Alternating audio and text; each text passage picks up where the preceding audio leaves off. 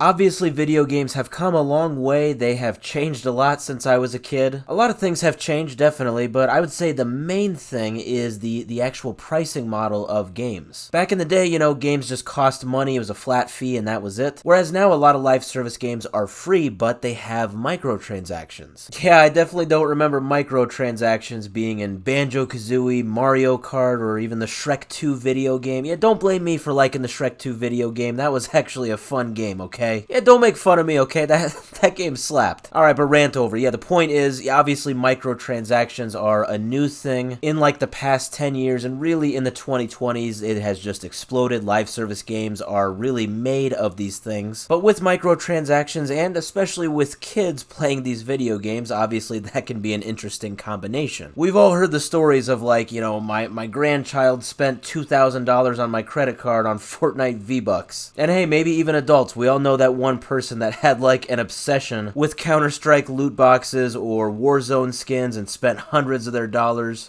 even their college savings, on this stuff, this virtual sort of assets and clothing that don't actually exist in the real world. I mean, it is what it is. At the end of the day, hey, if people want to spend their money on microtransactions, hey, so be it. But it could become a problem, and actually a legal problem, it would seem, when it is alleged that these practices by game companies are actually deceptive and they quote-unquote trick gamers. Yeah, today a big European Union consumer group filed a formal complaint, actually, against 7 major video game companies for allegedly doing just this. And these are 7 very big game companies. These are EA, Epic Games, Roblox, Activision Blizzard, Mojang, Ubisoft, and then one that I had not heard of called Supercell. This is a subsidiary of Tencent from China. Now, the main focus of this complaint, interestingly enough, is actually not necessarily the microtransaction purchases themselves, but actually the in-game currency. Yeah, so reading over this, it would seem that they are taking issue with the way that a lot of these companies use in-game currency.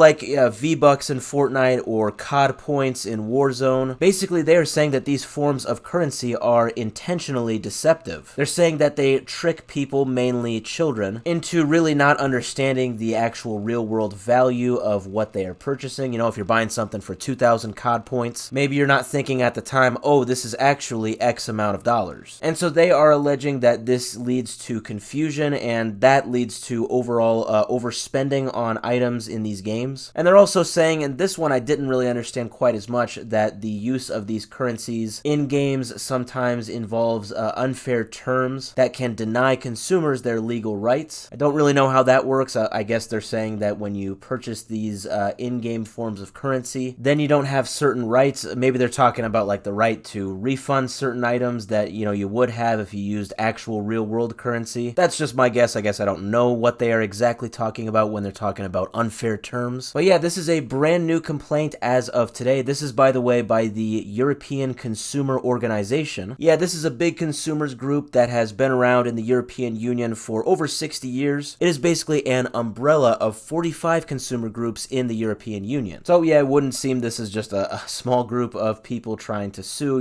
kind of throwing something at the wall, hoping it sticks. Yeah, this seems to be quite a big group. They kind of do stuff like this in a lot of different fields, like not just video games and tech, but also food, health, energy, stuff like that. But yeah, this is definitely something that is reminiscent of something that happened less than 2 years ago. If you remember, the Federal Trade Commission in the United States basically had this lawsuit against Epic Games, alleging them of kind of the same stuff, and again, mainly the focus was toward children. And in December of 2022, Epic actually reached a settlement of hundreds of millions of US dollars, and that actually led to them refunding Fortnite players for these, I guess, alleged misled purchases. So it would seem this is kind of Europe's version of this, or at least it is starting out, and this doesn't just involve Epic, it involves 7 big companies. So no doubt this will go a lot of different paths. I don't think it's just going to be, one company or one organization that responds to this. Like, I did see an organization called Video Games Europe did respond to this complaint, and it would seem they're kind of trying to deflect from this. But if this formal complaint does actually lead to some sort of lawsuit, well, yeah, it could go a lot of different ways based on each of the 7 companies and how they handle it. We could be at the very beginning of something very big. I have to wonder how it will end, but maybe more importantly, how it will affect the in-game purchasing practices practices of these companies.